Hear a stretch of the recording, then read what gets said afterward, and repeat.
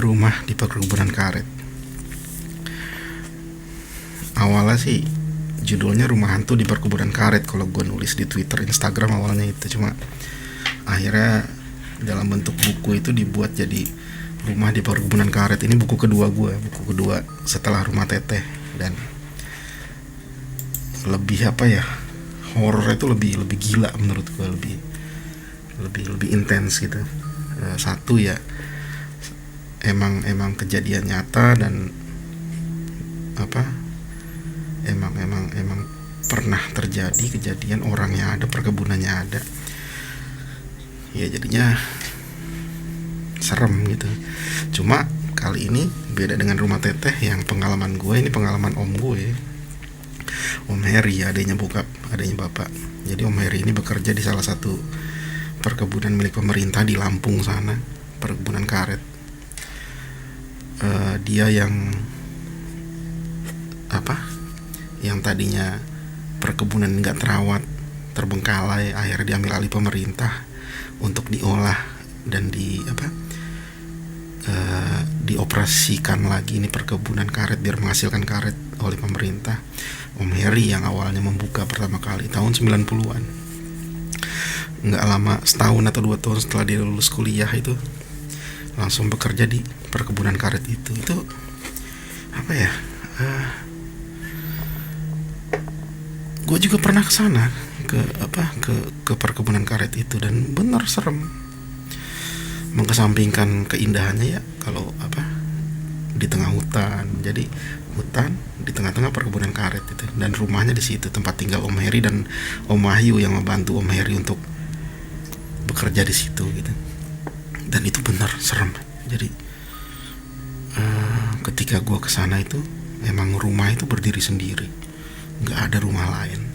Desa terdekat tuh sekitar 1 jam perjalanan ya, 1,5 jam lah kalau desa terdekat. Kalau kota yang cukup besar tuh 1 jam perjalanan menggunakan motor, dan itu emang serem. Jadi gue yang tadinya rencananya mau seminggu tuh liburan di perkebunan karet nggak jadi cuma 3 hari 3 malam ya, karena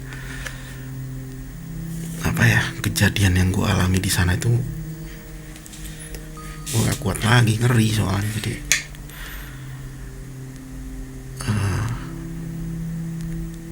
ketika yang paling remehnya mungkin ketika di kamar mandi kayak ada yang mandi gitu, jebur gitu. Ketika gue sendirian di rumah itu jebur, ketika gue deketin, buka pintu itu gak ada siapa-siapa, kosong gitu. Padahal dari luar tuh kedengeran kalau emang itu ada yang mandi di situ gitu. Terus yang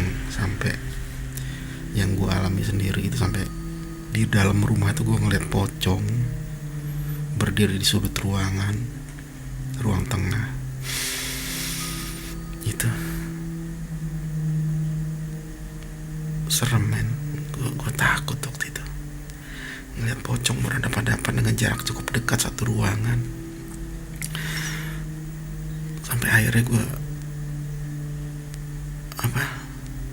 nggak tahan lagi itu. Ketika hari ketiga gue tuh diangkat oleh sosok yang tinggi besar itu menggunakan jubah hitam itu.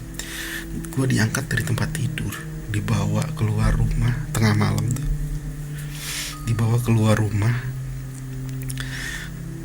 dibawa ke hutan karet itu, perkebunan karet itu. Gue dibawa ke situ tengah malam, gue digendong dengan sosok yang nggak tahu siapa itu. Dan sampai tengah perkebunan karet itu gue dipaksa untuk menyaksikan kayak prosesi penguburan jenazah. Tengah malam gue dipaksa untuk melihat itu, proses penguburan jenazah. Gue ngelihat pocongnya, jenazahnya yang sudah dibungkus kafan. Gue lihat ketika itu jenazah dimasukin ke dalam liang lahat. Gue lihat semua, serem.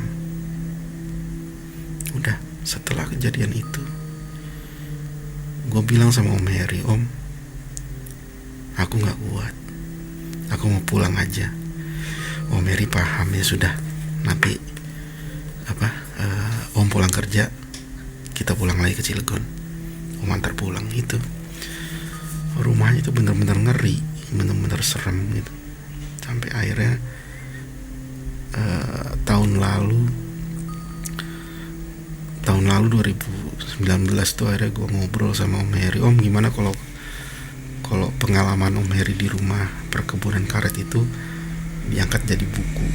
Terus Om Heri bilang, emang ada yang mau baca? Ada. Ya sudah, singkat kata jadilah bukunya. Kalau yang belum punya, cepat-cepat punya deh, soalnya ini bener-bener gila horornya gila beneran. Teman-teman yang lain udah baca pun ada yang sampai nggak selesai bacanya saking takutnya itu. Ini buku beneran gila, masih ada di toko buku Gramedia dan kawan-kawannya. Online juga masih ada. Rumah di Perkebunan Karet.